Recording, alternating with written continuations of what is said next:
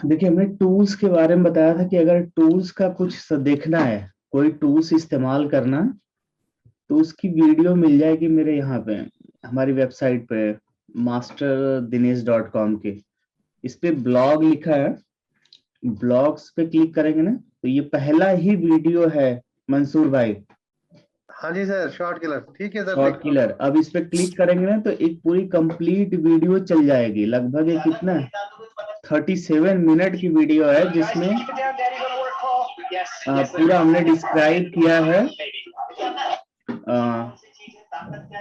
Short killer के बारे में। उसमें voltage into current equal to power, और हर एक लाइन की एक कॉमन टॉलरेंसी वगैरह होती है, ये सारी बातें डिस्क्राइब की है।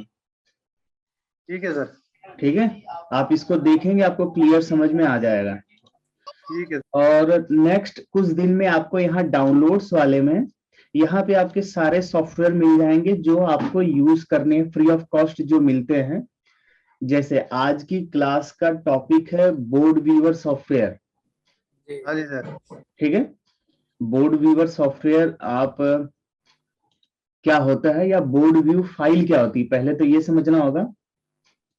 बोर्ड व्यू फाइल, फिर उस फाइल को ओपन करने वाला सॉफ्टवेयर बोर्ड व्यूअर होता है। ठीक, जैसे हम लोग एक्सेल फाइल बनाते हैं तो उसको ओपन करने के लिए माइक्रोसॉफ्ट एक्सेल, हमारी इमेज की जो फाइल होती है फोटो की, तो वो भी इमेज व्यूअर सॉफ्टवेयर इस्तेमाल किए जाते हैं। ठीक है, उसी प्रकार से हर फाइल को ओपन करने के लिए कोई ना कोई सॉफ्टवेयर। तो board viewer file generally CAD file होती है, .brd फाइल। ऑटो कैड की जो फाइल होती है ना, ऑटो कैड सॉफ्टवेयर का नाम सुना है, जी। जिससे ड्राइंग बनाई जाती है। हाँ जी, ठीक है, ड्राइंग बनाई जाती है, और उस ड्राइंग को ओपन करने के लिए बोर्ड व्यूअर सॉफ्टवेयर है ड्राइंग। और आपने एक भी ये चीज और भी देखा होगा कि एक एग्जांपल के तौर पे मकान का हम लोग ड्राइंग बनवाते हैं। ठीक है, अगर हमें कोई मकान बनाना है तो उसकी ड्राइंग बनाई जाती है, और वो ड्राइंग दो टाइप की होती है। एक तो 2 डायमेंशनल 2D, केवल एक्स वाई डायरेक्शन में, मतलब लंबाई चौड़ाई के रेस्पेक्ट में बनता है। ठीक है, पेपर पे अगर आप पेंसिल से कोई ड्राइंग बनाते हैं तो वो 2 डायरेक्शनल ही होता है ना, एक्स और वाई एक्सिस पे डिपेंडेंट होता है। जी। और हम जब सिंबल, जैसे अभी तक हमने जितने भी सिंबल जो डायग्राम बनाया, सर्किट डायग्राम आप लोगों को, वो एक्स और वाई डायरेक्शन में ही बनाया, और साथ के साथ उस पे फिजिकल रिप्रेजेंटेशन में दिखाया कि सिंबॉलिक रिप्रेजेंटेशन, और उनकी एक दूसरे से इंटरकनेक्टिविटी के बारे में बताया।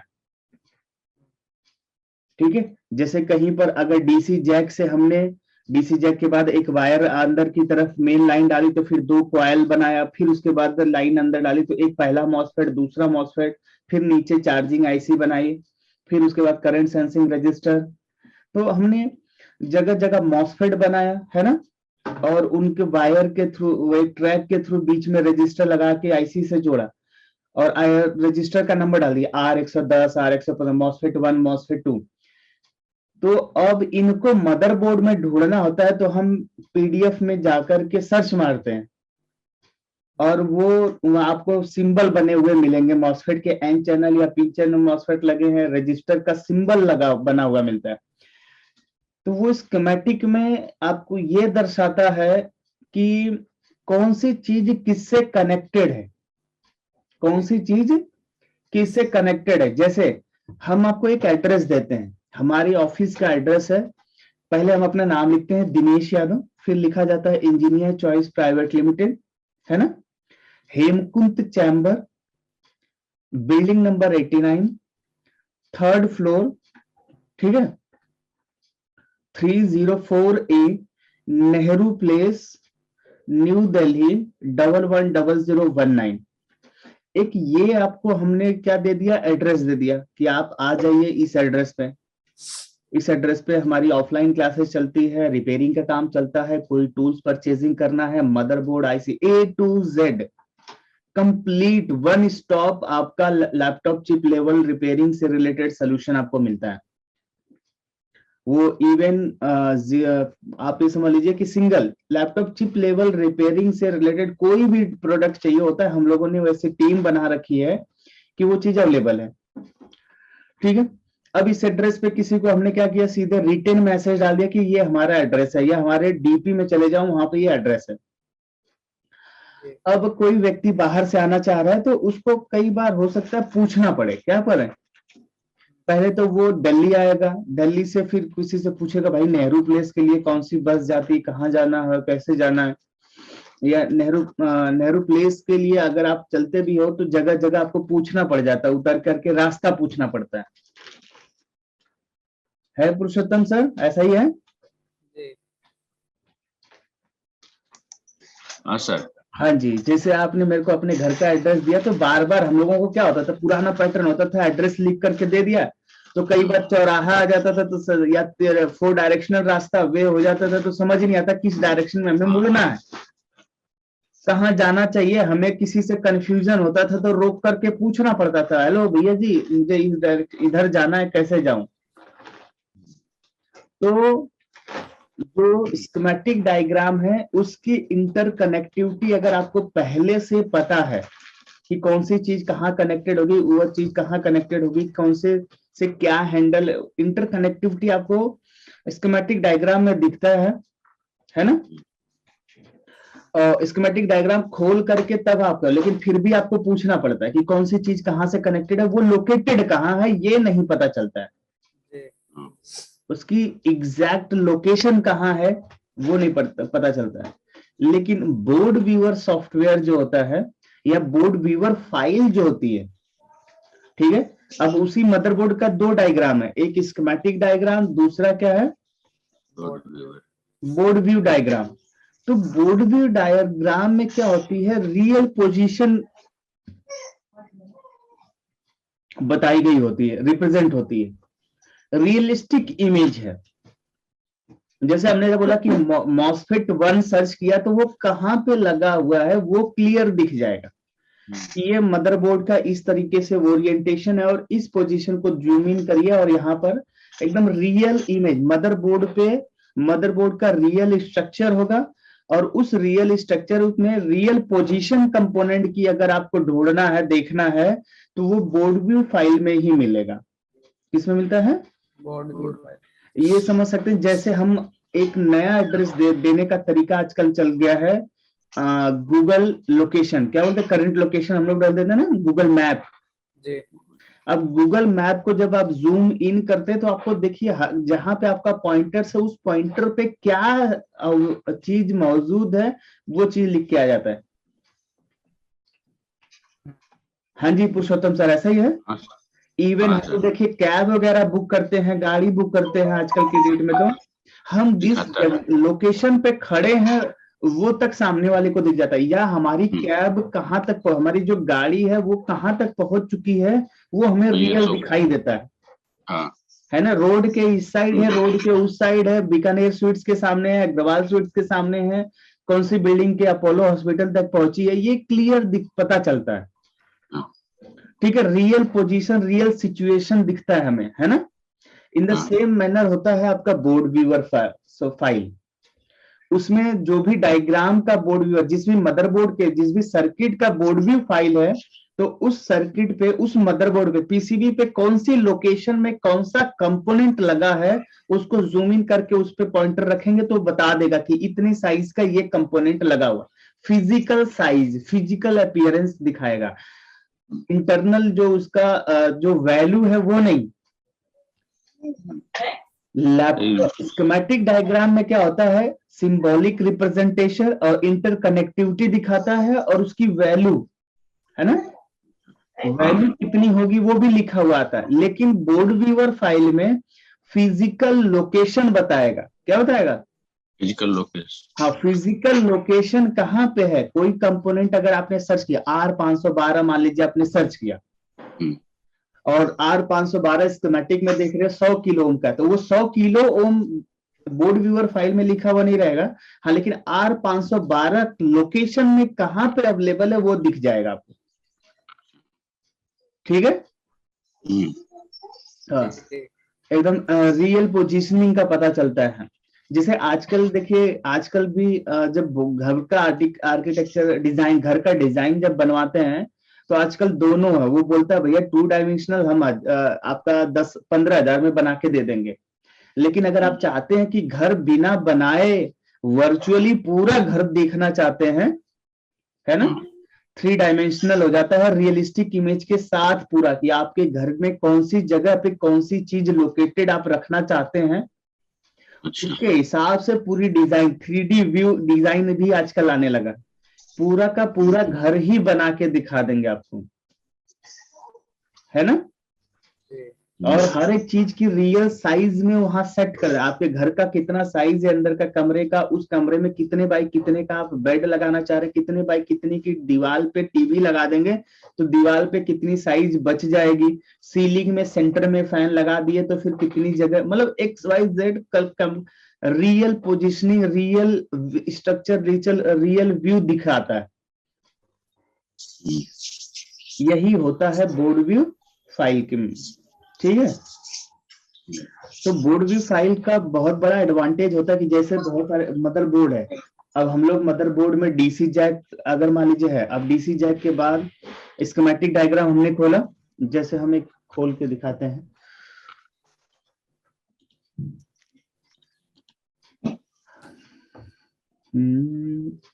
एक हमने खोला था अभी लास्ट, हमारे पास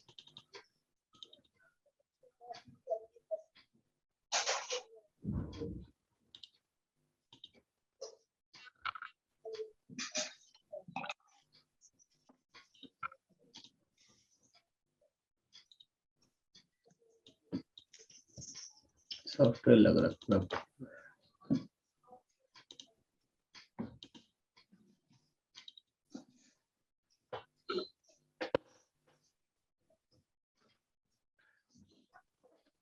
और बोर्ड व्यू फाइल उस समय बहुत ज्यादा जरूरी होती है जिन बोर्ड्स पे कंपोनेंट के बाजू में उनके नंबर की मार्किंग नहीं की गई होती है। जिन बोर्ड पे, बहुत सारे मदरबोर्ड तो ऐसे हैं जिन पे उनके कंपोनेंट्स के बाजू में उनकी नंबरिंग लिखी हुई है, ठीक है। जैसे अगर हमने जेड, ये एक मदरबोर्ड जिस पे हमने प्रैक्टिकल पहले भी कराया है, मान लो ये ZE6 है, ZE6, ठीक है। अब तो हम डीसी इन सेक्शन के लिए, जैसे हमने खोला चार्जिंग सेक्शन जाना है, AC इन लिख के सर्च मारेंगे तो पहुंच जाएंगे, राइट। जी अब देखो ये जो है फाइल लिखा है मतलब IC का नंबर PU7, क्या लिखा है, PU7। हाँ। लेकिन अब PU7 मदरबोर्ड में किस लोकेशन पे है ये ढूंढना क्या होगा, थोड़ा सा मुश्किल हो जाता है कि हमें ढूंढना पड़ता है कि PU7 भाई कहां पर है। जैसे इसमें चार्जिंग कनेक्टर के पास 2 IC लगी हुई है, दो IC लगी हुई है, 1 2, ठीक है। तो अब इसमें एग्जैक्टली PU7 कौन सा है, अभी ये तो हमें पता है कि चार्जिंग IC, इसीलिए चार्जिंग कनेक्टर के पास ढूंढ रहे हैं, राइट। तो PU7, हाँ मिल गया हमें, PU7 ये ऊपर वाली IC है।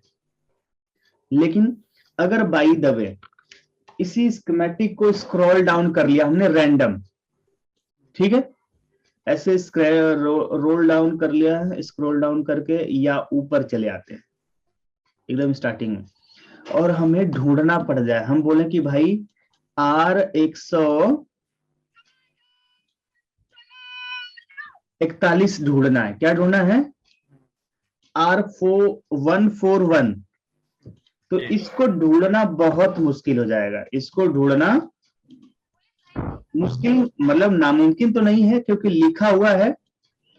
अब थोड़ा ये देखेंगे कि ये थर्मल पैड टाइप की कुछ IC है, अगर इस IC का लोग हमें समझ आ जाए, क्लॉक जनरेटर IC है, तो पहले क्लॉक जनरेटर IC U9 को ढूंढेंगे, फिर उसके नियर बाई ढूंढने की कोशिश करेंगे, या ये जिससे कनेक्टेड है उधर जाके ढूंढने की कोशिश करेंगे। तो आई थिंक कई बार 5 मिनट, कई बार 10 मिनट केवल एक रजिस्टर ढूंढने में हमारा टाइम जाता है, बड़े आराम से चला जाता है जी। और रियल में इसको R141 ढूंढने में अगर अभी ढूंढने लगे तो टाइम जाएगा। इसको ढूंढने में टाइम अगर लगाने चाहें, हमें क्लॉक जनरेटर आईसी तो मिल गई, ठीक है, ये क्लॉक जनरेटर आईसी है, लेकिन लैन पे लगा हुआ है, लैन वाले एज पे सीधा। अब क्लॉक जनरेटर आईसी है ये, इसमें आर क्या है, 141 146, 149, 148, 145, 147, 139, 38, 31, 32 सारे मिल गए, लेकिन जो ढूंढ रहे वही नहीं मिल रहा। माइक्रोस्कोप ऑन करना पड़ेगा, लैन के पास होगा। माइक्रोस्कोप ऑन करना पड़ेगा।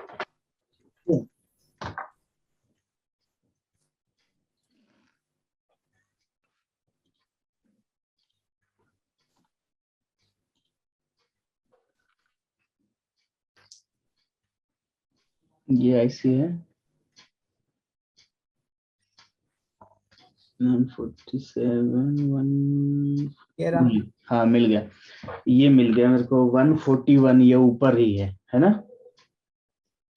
141, 140। फिर भी टाइम लगा, हमें फिजिकली इसको ढूंढना पड़ा, है ना। इवन कि ऊपर दिख रहा था लेकिन नहीं देख पाया, लेकिन माइक्रोस्कोप में देखा तो हमें तुरंत मिला, है ना जी।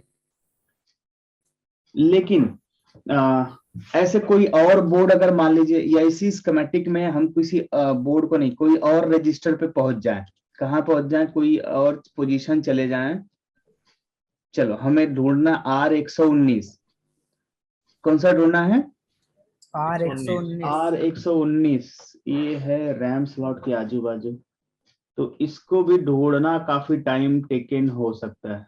R100 हम लोग तो फिर भी थोड़ा जल्दी ढूंढ ले रहे हैं, क्यों, क्योंकि लोकेशन का हमें आइडिया, जैसे R117, 106 ये सारे मिल गए मेरे को, दिखाता हूँ। R119 ढूंढना, देखो 116, 17, 107 ये मिल गया है, 100 सीरीज वाला जहां पर होगा, 119 वाला भी उसी के आसपास होना चाहिए। R120 भी मिल गया मेरे को, 121 मिल गया, लेकिन 119, 110, 108, 107 शायद राइट साइड में था। कहाँ देख लिया भाई, वो 18 है, फूला भी दिख रहा है सर। R119 नहीं दिखा ना,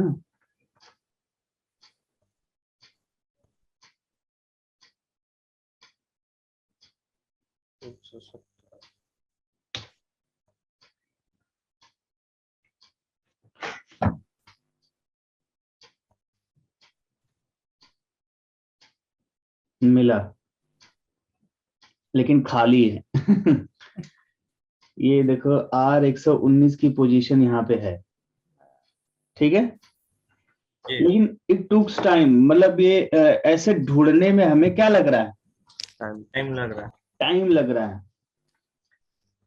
इसके बगैर अब यहीं पर अगर हमारे पास बोर्ड व्यूअर सॉफ्टवेयर होता है, जैसे एक दूसरा बोर्ड का हम एग्जांपल लेते हैं, देखिए एक हमारे पास दूसरा बोर्ड है,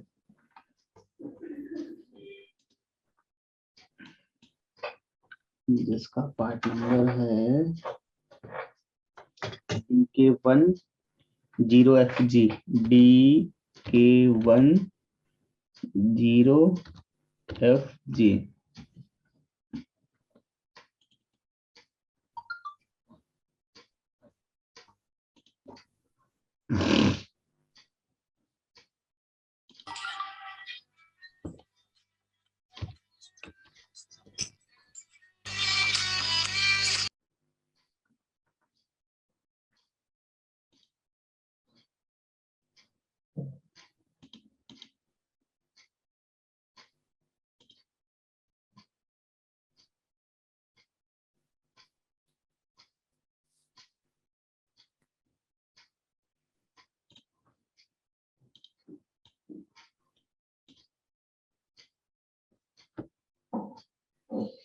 देखिए ये हमारे पास ये बोर्ड व्यूअर फाइल है और ये है स्कीमेटिक, ये स्कीमेटिक, ठीक है। जी अब इस स्कीमेटिक में हमें कोई कंपोनेंट ढूंढना है तो उसको ढूंढना बहुत आसान हो जाएगा। जैसे मान लो ये फ्यूज 6000 या L7600 क्या लिखा हुआ है।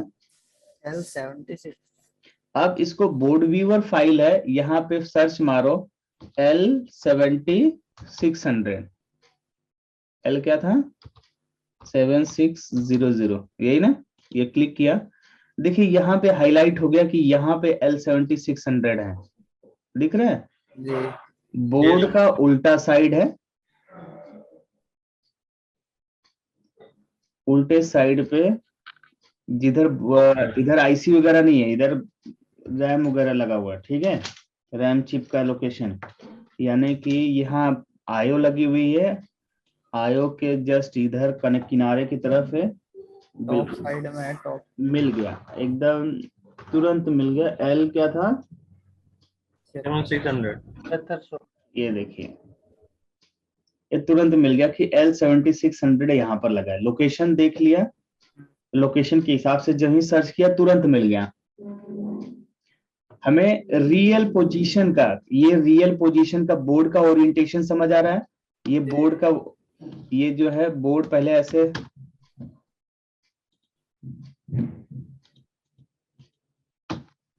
बोर्ड इस तरीके से रखा हमने, ठीक है। तो ये समझ आ रहा है कि ये प्रोसेसर है, ये ग्राफिक चिप है, ये पीसीएच है, ये रैम स्लॉट है। इसको फ्लिप हो गया तो ये उल्टे दिखा रहा है कि हाँ ये दूसरे साइड है बोर्ड का। अब इस वाले पोजीशन पे अब हमने जो ही सर्च किया कि L7600 तो तुरंत पता चल गया कि हाँ ये बोर्ड का इस वाले पोजीशन पे हाईलाइट हो गया। तो ये आईओ दिख रही है, ये ऐसे गन टाइप का जो लास्ट वाला पोर्शन है, इसमें एकदम किनारे की तरफ है फ्यूज लगा हुआ है, फ्यूज के बगल में कॉइल लगा हुआ है। तो एकदम क्लियरली समझ आ रहा है ये जी। तो एग्जैक्ट लोकेशन की वो कंपोनेंट कहाँ है, ठीक है, उसके बारे में आपको इवन इसकी कनेक्टिविटी, इस फ्यूज का पिन, हाँ पिन नंबर 2 किन किन चीजों से कनेक्टेड है वो भी है। जो जो पिन चीजें ये पीली हो गई वो सारी चीजें यहां से डायरेक्ट कनेक्टेड है, समझ रहे हैं। जी सर। हाँ यानी कि यहां से पिन नंबर 2 से ये सारी चीजें डायरेक्ट कनेक्टेड है। और अगर हम पिन नंबर 1 किससे कनेक्टेड है, वो केवल फ्यूज और इस कैपेसिटर से कनेक्टेड है।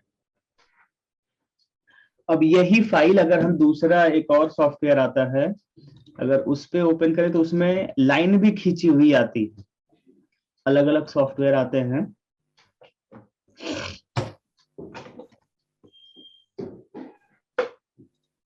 देखिए ये है। अब इसमें हम सर्च करें कंट्रोल F से सर्च होता है L7600, यहाँ लिख करके सर्च मारा, देखिए ये लिख आ गया, कंपोनेंट बन के आ गया पूरा एकदम, ठीक है। बोर्ड को घुमा के ऐसे कर लेता हूँ, देखिए पूरा बन के आ गया फ्यूज का।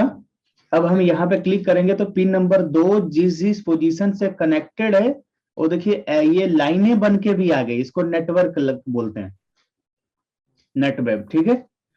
तो ये लाइनें बनकर भी आ गई और पता चल रहा है कि हाँ ये सारी चीजें इससे कनेक्टेड है। यहाँ से जो वोल्टेज जाएगा इस मॉसफेट में जा रहा है और साथ के साथ इन कैपेसिटर से, या जैसे यहाँ पिन नंबर 2 पे आपको शॉर्टिंग बता रहा है और आप सीधे सीधे मॉसफेट चेक कर रहे हैं, हटा दिए फिर भी शॉर्टिंग बता रहे हैं, तो आपको किन किन पॉइंट पे चेक करना पड़ सकता है।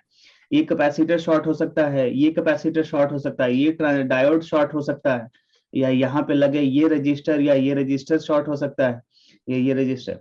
तो इस पोजीशन इससे पता चल जाता है, या आपको यहाँ से किन किन पोजीशंस पे वोल्टेज जाने चाहिए वो क्लियरली यहाँ पे पता चल रहा है। और पीछे वहीं से जो डॉट बना हुआ है उस डॉट का मतलब ये है, यहाँ जो ये 2 डॉट बने ना टीपी, इसका मतलब ये है 3 डॉट्स बने हुए, यहाँ से मदरबोर्ड के पीछे साइड में पावर जा रही है, देखें, ठीक है। मतलब ट्रैक के आने जाने का वो है। खैर लेकिन आपको ये पता चल जा रहा है रियल में पोजीशन है कहाँ पे कॉइल की। जैसे आ जाओ स्कीमेटिक में कुछ और चीज ढूंढ लें। अब ये हमारी चार्जिंग आईसी दिख रही है, चार्जिंग आईसी की वी इन से कनेक्टेड, हम बोल रहे हैं कि चार्जिंग आईसी के वी इन से आपका, चलो एसी डिटेक्ट पे आप देख रहे हो कि यहाँ पे दो रजिस्टर लगे हुए R6002 R6003। अब आप देख रहे हो कि एसी डिटेक्ट पे वैल्यू सही नहीं आ रही है, तो आप चेक करना चाह रहे हो 6002 और 6003 को, इनकी टॉलरेंसी 1%, यानी हल्की भी वैल्यू चेंज होगी तो ये क्या होंगे, खराब।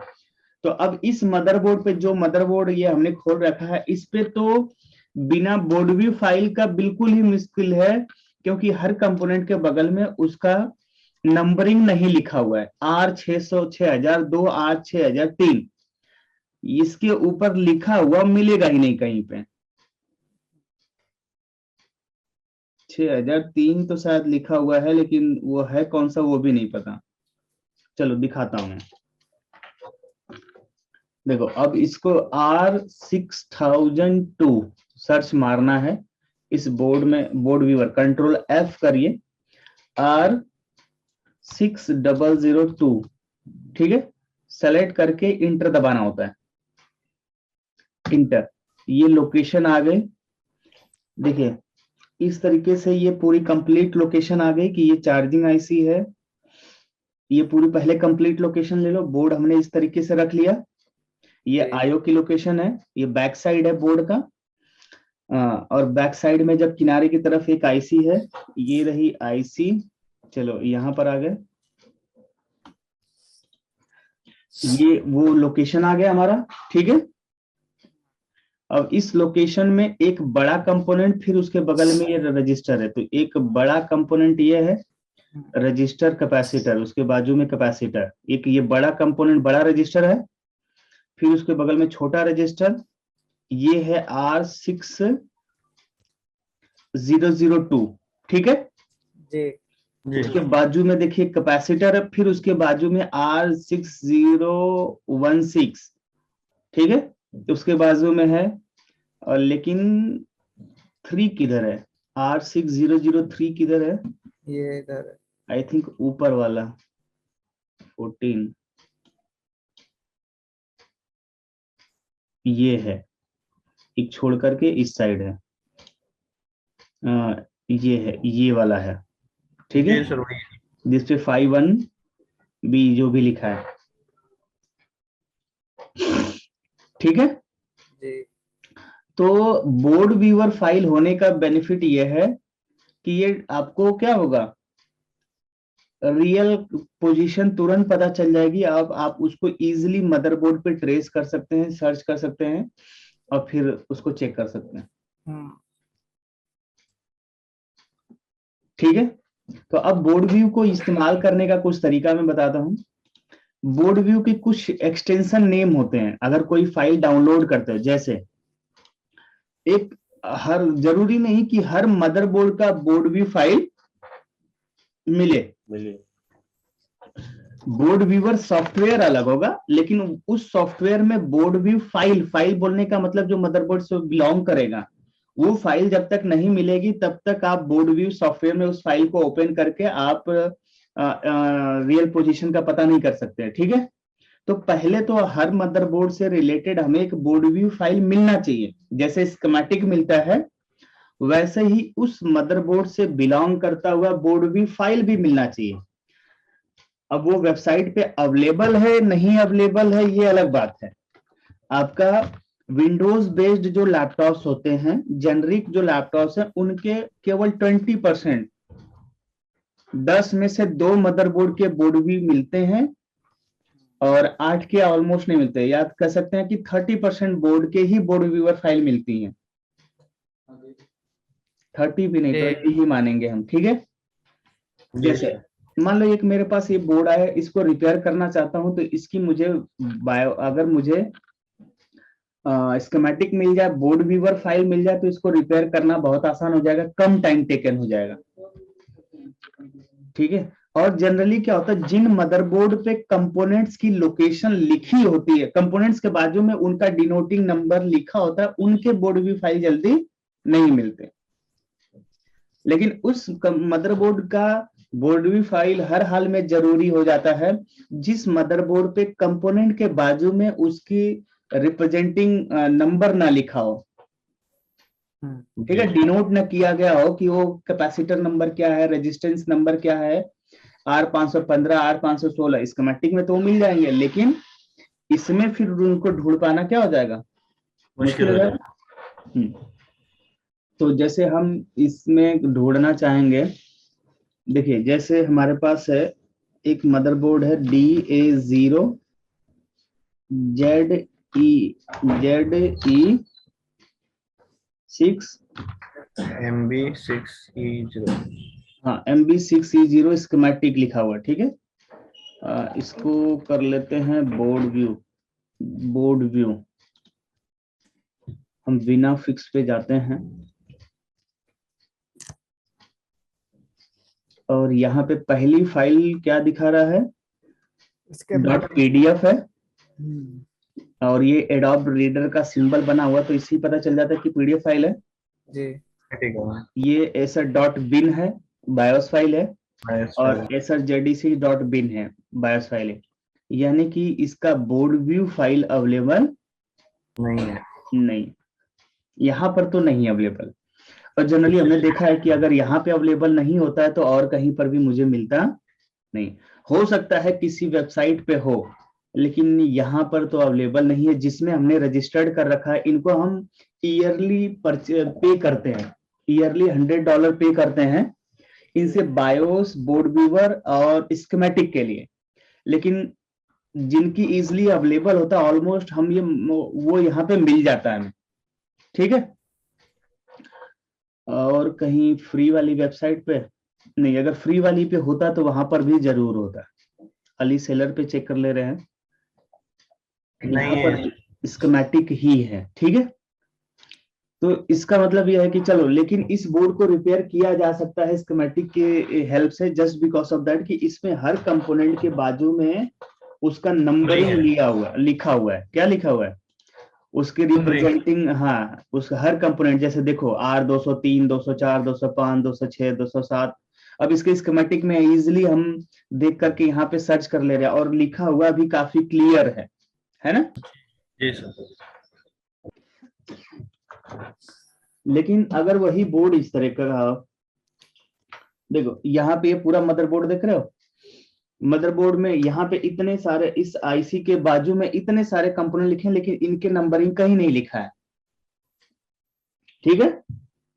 कुछ कंपोनेंट का तो इस पे नंबर दिखा भी है, लेकिन कई मदरबोर्ड, जैसे सैमसंग के कई मदरबोर्ड आप उठाते हो, देखो उस पे कुछ भी नहीं लिखा होता है। ही नहीं सर, उसके रहते ही नहीं कभी। हाँ, आसूस के उठा के देख लो, उन पे भी कहीं कुछ नहीं लिखा होता है, ठीक है। बहुत सारे मदरबोर्ड आजकल ऐसे आ रहे हैं जिनपे उनके कंपोनेंट के बारे में बाजू में लिखा ही नहीं होता।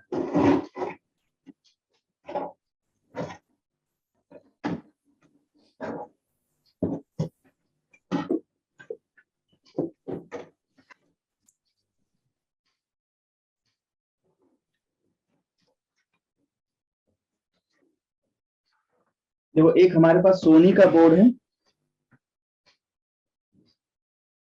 इस बोर्ड में कुछ कंपोनेंट के बाजू में तो लिखा है, लेकिन ज्यादातर नहीं लिखा हुआ। रेजिस्टेंस का नहीं रहता। देखो इसमें इन कंपोनेंट्स के बाजू में इनका नंबरिंग कहीं कुछ लिखा ही नहीं, ठीक है। ऐसा नहीं है कि इनकी लोकेशन का डायग्राम कहीं और बना करके वहां पे लिखा गया होगा, लेकिन वैसा भी इसमें नहीं है। तो मुश्किल हो जाता है ऐसे बोर्ड को रिपेयर करना। इनके लिए हमें बोर्ड व्यू फाइल का मैंडेटरी हो जाता है, क्या हो जाता है, जरूरी हो जाता है। हाँ जरूरी हो जाता है। तो जैसे हमने ये बोर्ड बताया कि जो तोशिबा C700 का है, जिसका पार्ट नंबर है DKZ10FG, तो इसकी सारी फाइलें अवेलेबल है। जैसे देखते हैं, यही हम कर रहे हैं, जैसे 6050 A2310, हाँ ये रहा। स्कीमेटिक ही लिख के सर्च मारते हैं, बिना फिक्स पे हम जाते हैं डायरेक्ट, और यहीं पे पता चल जाता है कि हमें बोर्ड व्यू फाइल मिलेगा कि नहीं मिलेगा। देखिए ये पहला ही लिखा हुआ है बोर्ड व्यू तोशिबा, लिखा है ना। जी सर। बोर्ड व्यू या BRD फाइल या कैड फाइल .CAD फाइल, वो बोर्ड व्यू से रिलेटेड फाइल होती है। ठीक है दीपक। जी अब ये फाइल आप डाउनलोड करोगे, शो इन फोल्डर, ये हो गया आपका, एक्सट्रैक्ट कर लिया। देखिए हमें एक बोर्ड व्यू फाइल मिल गई। अब इसको रन कराने के लिए सॉफ्टवेयर भी चाहिए। जी जैसे पीडीएफ को खोलने के लिए पीडीएफ रीडर यूज करते हैं ना आप, एडोब रीडर, एडोब जी। एक्रोबैट, फॉक्सीट, पेन, तमाम सॉफ्टवेयर्स हैं। जी वैसे ही इसको ओपन करने के लिए आपको सॉफ्टवेयर चाहिए, जिसमें एक कई free of cost open source हैं, जैसे open board view, open BOARD board view.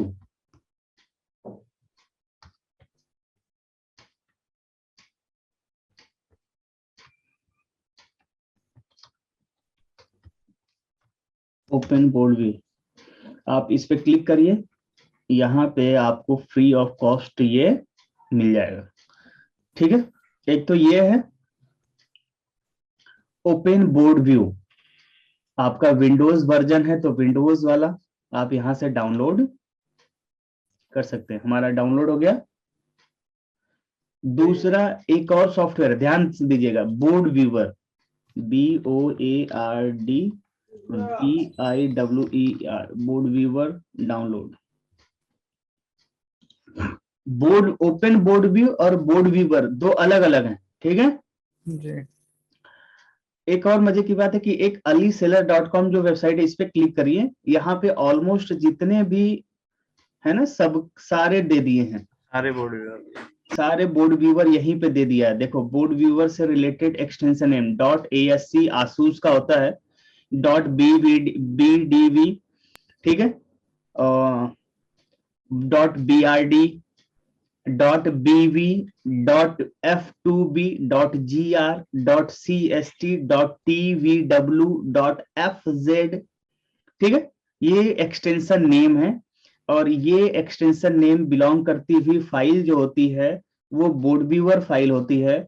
उनको चलाने के लिए, उनको ओपन करने के लिए तमाम सॉफ्टवेयर दिए हुए यहीं पर, 1 2 3 4 5 6 7 8 9 10 11 12 13 सॉफ्टवेयर हैं।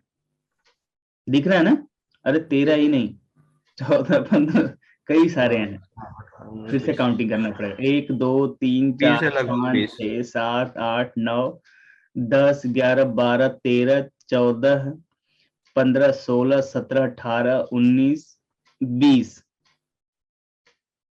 20 बोर्ड व्यूअर। लेकिन इसमें अभी कुछ फाइलें आ रही हैं जिसमें एलेग्रो चलाना सीखना होगा आपको थोड़ा बहुत। अदरवाइज हमारे बोर्ड व्यूअर और ओपन बोर्ड व्यूअर में हमारा ऑलमोस्ट अभी तक सारा काम चल जाता है। हमारे पास देखो, हमारे कंप्यूटर में कौन कौन सा, एक तो बोर्ड व्यूअर सॉफ्टवेयर है, दूसरा क्या था, ओपन बोर्ड व्यूअर। इसमें शायद नहीं लोड किया, लेकिन हम ओपन है, ओपन बोर्ड व्यू। अब बोर्ड व्यूअर सॉफ्टवेयर वहीं से जहां पहले ऊपर ही दिखा रहा है, बोर्ड व्यूअर पे क्लिक करिए, क्या होगा, रीलोड, बोर्ड व्यूअर, boardview.org, ये ओपन बोर्ड व्यू है। बोर्ड व्यूअर उसमें भी अलीसेलर में भी है ना सर? यहाँ से डाउनलोड कर लो अलीसेलर में, ये फाइनल फिक्सर करके एक वेबसाइट, यहीं से कर लो बोर्ड व्यूअर सॉफ्टवेयर डाउनलोड। ये क्या है भैया, लोगो दे दिया इन्होंने, नीचे होगा open board view, board viewer कहाँ गया, ये रहा नंबर 10 नंबर पे, 10 नंबर पे GR फाइल ले लो। यहाँ पे भी देखो कई सारे बोर्ड व्यूअर सॉफ्टवेयर आपको दे दिए है कि नहीं। आप डाउनलोड कर लो, 2-3 हम लोग 1-2 ये 2 ही में हमारा ऑलमोस्ट काम चल जाता है। ठीक है, जी ऐसे बहुत सारे बोर्ड व्यूवर सॉफ्टवेयर हैं जिनको आप यूज करके, अब इनमें क्या है, सर्च करने के लिए वही है। अब मैंने जैसे हमने ये इसका इस्तेमाल करते हैं हम, ओपन बोर्ड व्यू। ठीक है, इस फाइल में अगर मैंने ओपन कर भी लिया तो यहाँ ऊपर देखिए कुछ टैब बने हुए हैं, तो ये प्लस माइनस छोटा करने के लिए, ये बड़ा करने के लिए, जूम के लिए, है ना, या माउस बटन का स्क्रोल वाली बटन से भी जूम इन जूम आउट हो जाता है ना, स्क्रोल से भी है, ये प्लस माइनस। इसको रोटेट करने के लिए, लेफ्ट ऐसे रोटेट करने के लिए, क्या करने के लिए, ये रोटेट करने के लिए, सीधे फ्लिप करने के लिए, और ये रोटेट करने के लिए आप लेफ्ट टू राइट या क्लॉकवाइज एंटी क्लॉकवाइज कैसे आप करना चाह रहे हैं वो है। ये सारी चीजें कि आपने रोटेट वगैरह कर दिया तो उसको क्रॉस करने के लिए है, क्लियर कर दिया तो जो भी सिलेक्शन वगैरह होगा वो क्लियर, सिंपल। और कुछ चीजें हैं इसमें, कंट्रोल F बटन दबाते हैं, फाइंड मेन्यू डायरेक्ट खुल जाएगा, जो भी सर्च मारना है यहाँ पे आप सर्च कर सकते हैं, यहाँ पे जो भी है वो सर्च करना है, F7 जो भी आप सर्च करेंगे यहाँ पे आएगा, R7600 लिख के सर्च करके, लिख के सेलेक्ट कर लिया, डबल क्लिक किया या इंटर बटन प्रेस करेंगे तब उस वाले लोकेशन पे आपका चला जाएगा। ठीक है, और स्पेस बार डायरेक्ट दबा देंगे तो ये बोर्ड पलट जाएगा, फ्लिप हो जाएगा, उसको फ्लिप बोलेंगे। कई बार मिरर इमेज दिखा रहा होता है तो यहाँ पे आपको देखना होता है मिरर इमेज, मिरर इमेज का मतलब ऐसा थोड़ा उल्टा दिखा रहा है ऐसे, फिर इसको व्यू में जाइए, मिरर इमेज से हटा दीजिए तो ये इस तरीके से क्लियर। तो आपकी ये है कुछ चीजें आपको इसमें यूज करना होता है। कई बार बोर्ड जब खोलते हैं तो मिरर इमेज में दिखता है तो उल्टे दिखाई दे रहा होता है आपको, तो वो चेक कर लीजिए कहीं मिरर इमेज तो नहीं सेट है। दूसरा, उसके बाद आपको फ्लिप करना है तो स्पेस बार बटन दबा दीजिए, साथ के साथ ही लिखा हुआ है। ठीक है, टॉगल पिन बटन इन सब की नहीं। और आपका जरूरत किसकी पड़ जाती है फिर, थोड़ा जूम इन कर लेते हैं। ठीक है, अब कई बार ये चीज होती है, हमने बताया था यहाँ पे अगर फ्यूज है, इस पे क्लिक किया तो ये स्क्रीन नेट आ रहा है। ठीक है, अगर ये नेट वेब हटा दिए तो लाइन जुड़ा हुआ हट जाएगा। ठीक है, तो ये आपका सिलेक्टेड होना चाहिए, नेट वेब बोलते हैं। जी कंट्रोल F से सर्च हो जाता है, क्या होता है, कंट्रोल F से सर्च होगा जो भी कंपोनेंट, और स्पेस बार से डायरेक्ट फ्लिप कर लेते हैं, इतना हमें जरूरत पड़ती है। Zoom in zoom out, mouse के स्क्रॉल बटन से जूम इन जूम आउट हो जाता है, या यहाँ पे जूम इन जूम आउट दिया हुआ है, इससे आपका रोटेट हो जाता है। तो आई थिंक ये आपको समझ में, बहुत इजी सॉफ्टवेयर है रन करना इसको। जी ठीक है, तो अब बोर्ड व्यूवर सॉफ्टवेयर डाउनलोड करिए और बोर्ड व्यूवर फाइल डाउनलोड करिए और रिपेयरिंग के मजे लीजिए। क्यों मनीष भाई? सर वो एलेग्रो में प्रॉब्लम आती है सर उसको रन करने में सर। हाँ, एलेग्रो को रन करने के एक अलग ही तरीका, एक वीडियो में शायद नासिर सर बता रहे थे, किसी वीडियो में उन्होंने बताया है। ठीक सर, ठीक है, एक बार हम भी देखेंगे तमाम लोग। अब तो आप पूरी दुनिया की वीडियो देखना शुरू कर दीजिए, अब सबकी वीडियो समझ आएगी। Yes sir. अब अगर आप किसी की भी वीडियो देखेंगे और उनको रिपेयर करते हुए देखेंगे तो आपको क्लियर पूरा कॉन्सेप्ट समझ आएगा कि सामने वाला करना क्या चाहते हैं। जी सर। ठीक है मनीष? Yes sir. अब आपका वो टाइम आ गया। पहले स्टार्टिंग में 3 महीने पहले जब आप लोग जुड़े थे तो हमने कहा था कि आप किसी की वीडियो फॉलो मत करिए और किसी को मत सुनिए अभी। अभी केवल मेरे को सुनिए, राइट? Yes sir. अब हमने इतना पूरा पढ़ा दिया, A to Z आपको पूरा कॉन्सेप्ट पढ़ा दिया, सिखा दिया सारी चीजें, एक्सेप्ट केवल बायोस। बाकी सारी चीजें क्लियरली पूरा पढ़ा दी, एक एक सेक्शन के बारे में। अब किसी की भी वीडियो उठा के देखिए,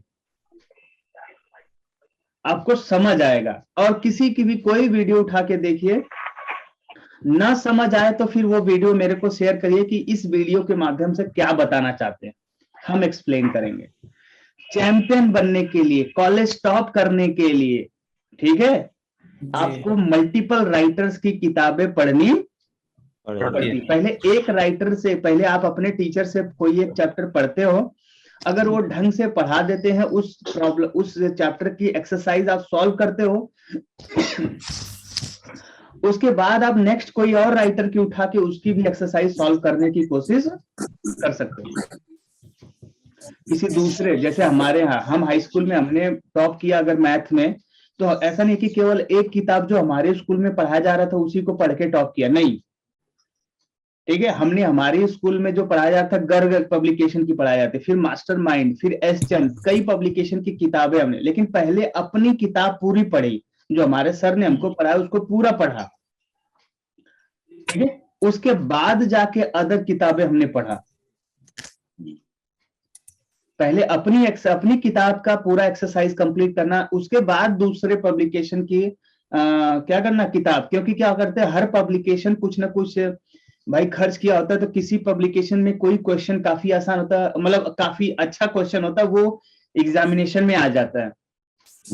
ऐसा नहीं होता कि एक ही राइटर की किताब की सारी क्वेश्चन एक ही राइटर से आएगी, तो पता चला बाकी पब्लिकेशन की किताबें तो बिकेंगी ही नहीं, है ना।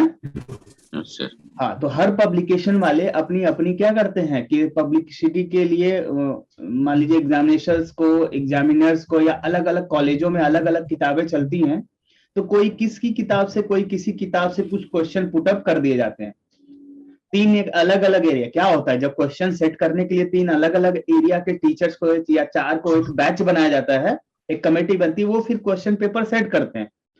तो हो सकता है कि कोई टीचर ने मास्टरमाइंड पब्लिकेशन की किताब पढ़ाई हो, किसी ने एस चंद पब्लिकेशन की पढ़ाई हो, किसी ने गर्ग पब्लिकेशन की पढ़ाई हो, तो सब अपने अपने पब्लिकेशन से कोई ना कोई क्वेश्चन से पुटअप करते हैं और फिर आपका एग्जाम क्वेश्चन पेपर बनता है। अब जो हर एक राइटर की ऑलमोस्ट पढ़ा रहता है वो कर लिया था, वही तो टॉप करते हैं।